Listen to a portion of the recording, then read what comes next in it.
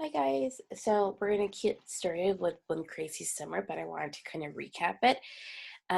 So the last we read was that Delphine and her two sisters, Vanetta and Fern, are gonna go visit their mom in Oakland, California. They're coming in from New York, and this was after their dad thought that they needed to meet their mom, but their grandma, who they live with, was firmly against it because he kind of said that Seal was not the greatest mom when she was around. But the three girls have landed in Oakland at this point, and there's a strange woman who's dressed in big sunglasses and has a scarf over her head, and she's apparently very tall and very mysterious, has picked them up from the airport. And she did something kind of weird, which I thought was weird. She picked them up in the taxi, had them dropped out of the bus stop, and now they're taking the bus. Um, Another thing that I thought the author did a good job of kind of foreshadowing is that um, she one of the things that she did do was that she looked through the people, the taxi drivers, and she didn't go to the first one, she didn't go to the second one, she didn't go to the third one, but went to the fourth one. She looked in the taxi cab and waited until she found someone with a black beret. And so that kind of gives you, the reader, a hint, hint, clue, clue. During this time, there were a lot of people that were African Americans that were wearing black berets, and they were known as the Black Berets. Um, and so they're going to talk a little bit more about that because they weren't necessarily always looked as a positive.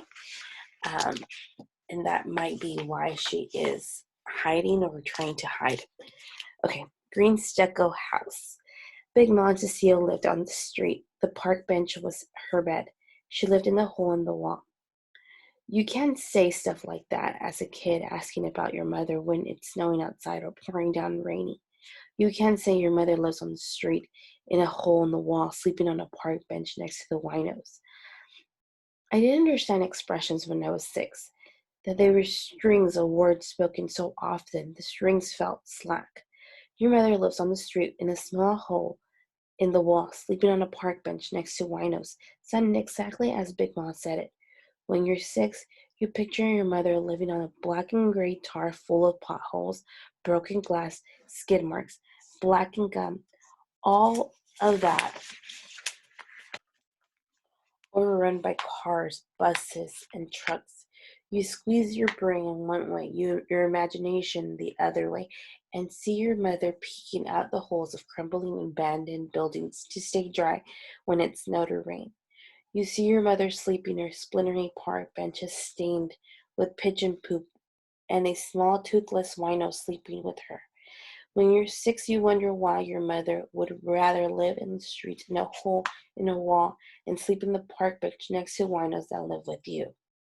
Even though I'd finally figured out that these were expressions and not the plain factual truth, I expected Cecile Johnson to, the very least, be bad off, to be one of those Negroes living in poverty, as the news often puts it. I expected that I had to nudge Vanetta and Fern into knowing better when they asked for all the things we had at home, like Mr. Bubble Bowl Bath, extra helpings of chicken and ham, or banana pudding on Sundays. When Cecile slowed her man-sized steps store off her big hat, her scarf, and her dark glasses, we knew it had finally arrived. We followed her into the yard, down the walkway. I stared at her 8 thick braids of impressed hair, pencil shoved in a plait above her ear. Then I joined my sisters, taking in the shock of her house and yard, the place where she lived. "This is your house?" Vanetta was the first to put our amazement into words. To begin with, the house was covered in peaks of hard green frosting stucco. Cecile called it. She said she applied the stucco herself. The green prickly house was surrounded by dried out but neatly trimmed lawn. To one side of her house was a rectangular concrete slab with the roof over it. A carport, she said, just no car. On the other side, a baby palm tree sloped toward the sun. The palm tree was out of place with as a stucco. That's how I could be sure it was Cecile's home, all right. Even though Cecile said the house was hers and not to worry about how she got it, that wasn't enough to suit Vanetta. Big Ma said. Kicked her before she could go any further. She knew better than to repeat Big Ma's words, and if she didn't, that kick should have been smarted her into knowing better. Whether Cecile heard Vanetta starting to insult her, or if she saw me kick her second child, she didn't let on. She just said, "Come on," and she put a key in the door. We walked inside and looked around. I expected to see writing on the walls, wavy color hippie writing all over, since she was free to do what she wanted to do in her own house. I expected to read strings and strings of words taped out from the pencil into the walls. But the walls in Cecile's house were clean, painted a yellow beige, and had no writing. Still, flashes of memory popped before me. Flashes of Cecile writing on the walls and on boxes. Flashes of paint smells, pop-up painting over pencil marks. Sorry, guys. Flashes of loud. Papa and Cecile angry talking. When I asked about it, Uncle Darnell had said they fought over Cecile writing on the walls all the time. Your room's in the back, bathroom across the hall. The day beds rolled out. That should be enough for y'all. Fern folded her arms, holding Miss Patty Capes by the tuft of her patched yellow hair. We need a night bed. We sleep at night. I could tell Cecile didn't know whether to be annoyed or amused. She looked at us, wondering not only who we were, but what we were. Fern didn't notice the scrutiny. She turned to me. I don't nap in the daytime. I'm in the second grade. Never to be a down, Vanetta said. I'm in the fourth grade. Cecile said, I didn't ask for all that. As expected, Vanetta's feelings got hurt because she was always sticking herself on stage for everyone to see. Still, Vanetta hadn't been kicked enough. She rolled around the living room like a dance recital fairy, rolled around on her heels, taking in the clean walls and the curtains, a beat-up sofa, a few stacks of books, and not much else landed, and said, Where's the TV and everything? Vanetta was too far for me to nudge or kick. Cecile dropped Fern's back on the floor and started muttering, I didn't send for you. Didn't want you in the first place. Should have gone to Mexico to get rid of you when I had the chance. It didn't seem like she was talking to us. She didn't even look at Vanetta or Fern or me. She kept talking, muttering about Mexico, throwing her Mata Hari disguise on the beat-up sofa. Our mother wore pencils in her hair, dressed like a secret agent, had a sticky, prickly house, a palm tree when no one else had one, and clean painted walls instead of the writing I remember. Now I got why our mother ran away. Our mother was crazy. Come on, I said. Let's see our room. Put our stuff away. Vanetta and Fern raced down the hall, pushing to be first. Cecile yelled after them, but they were too excited to hear her.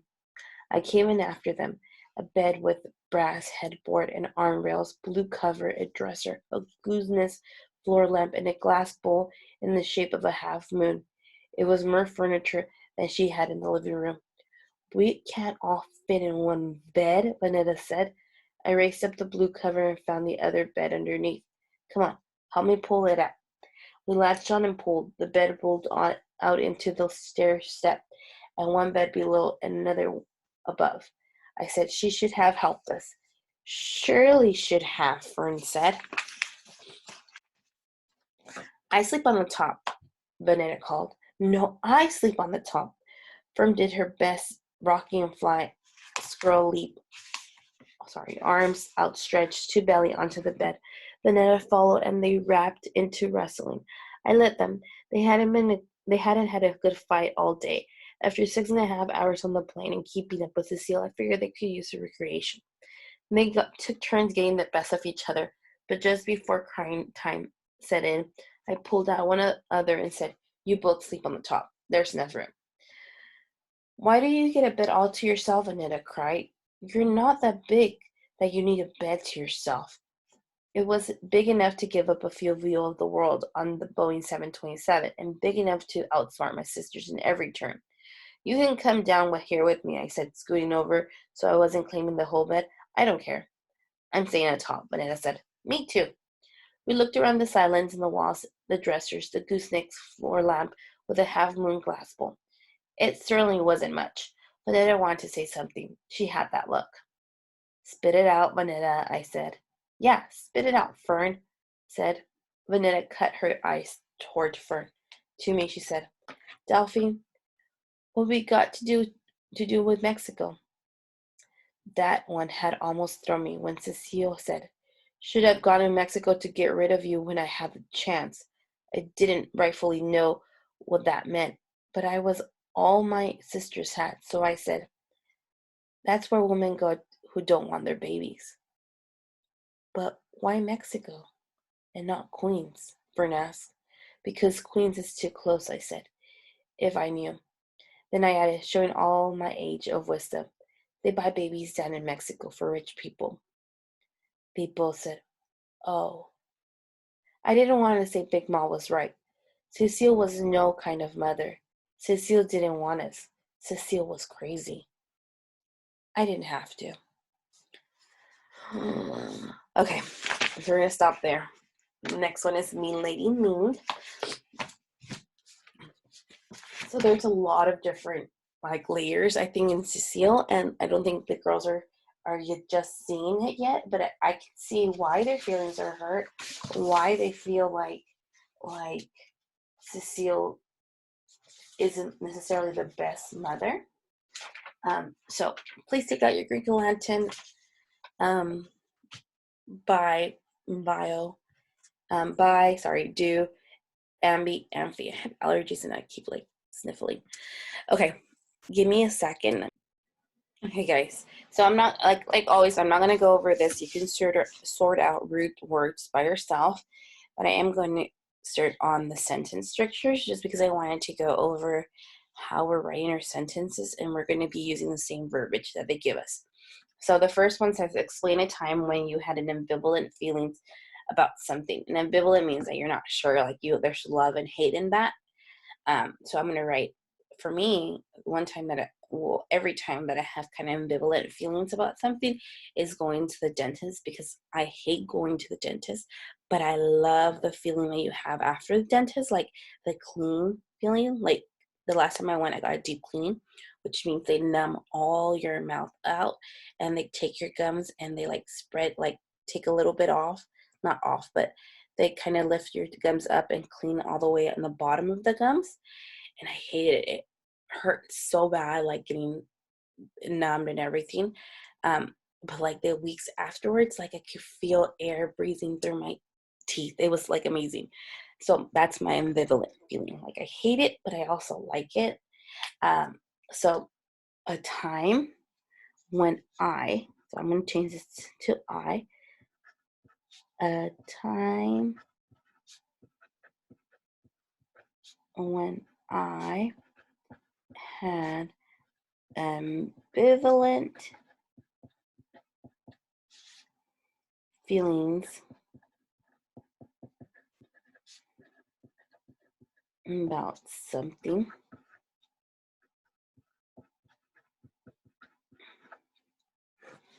I could say is when I got a deep cleaning, or there might be something different for you guys. There might be something that you for instance, how about schoolwork?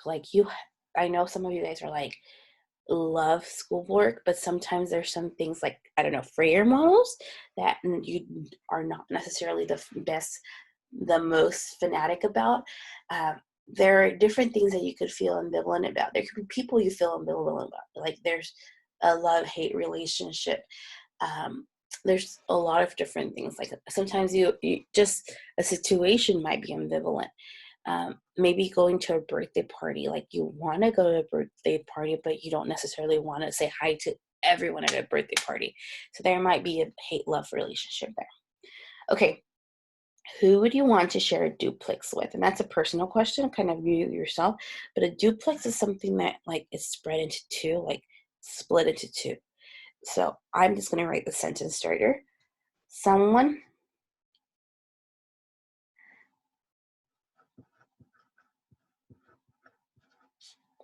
I would want to share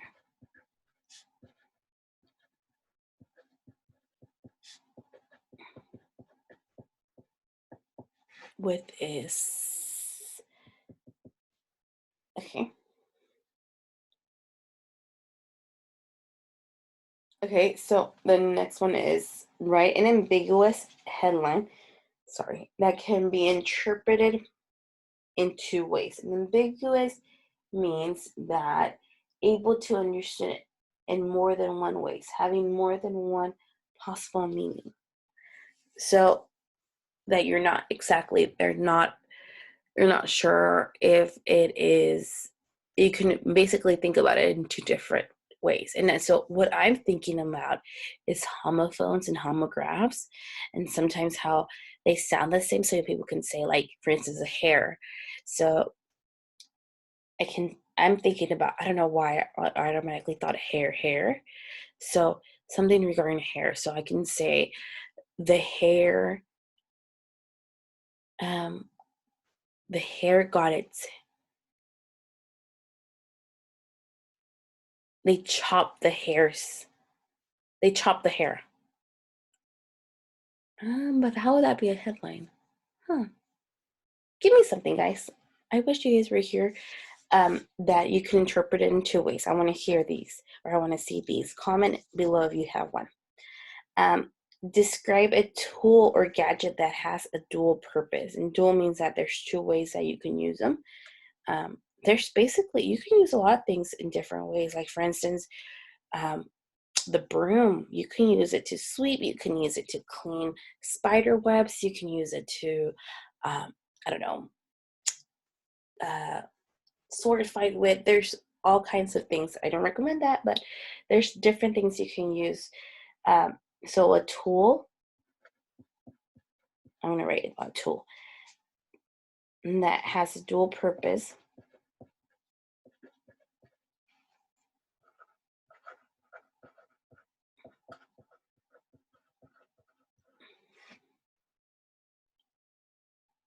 is, okay, what are some benefits to being ambidextrous?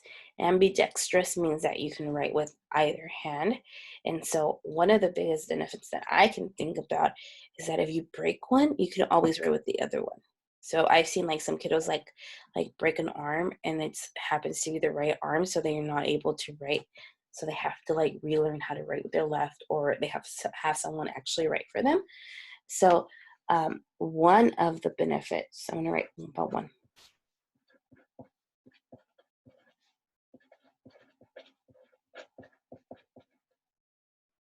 of being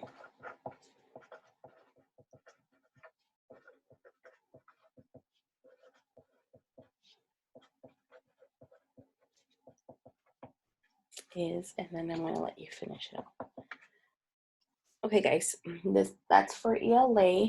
I'm not assigning your read works today, so just that. And if you have not finished read works, whether it be John Brown's anti-slavery raid or World War I and the Great Depression, please finish so now. I will be giving you an updated writing prompt for One Crazy Summer, not today, but tomorrow. So you're going to be working on that tomorrow. So a little bit of writing. Let me know if you have any questions. Okay, I'll see you in math in a little bit.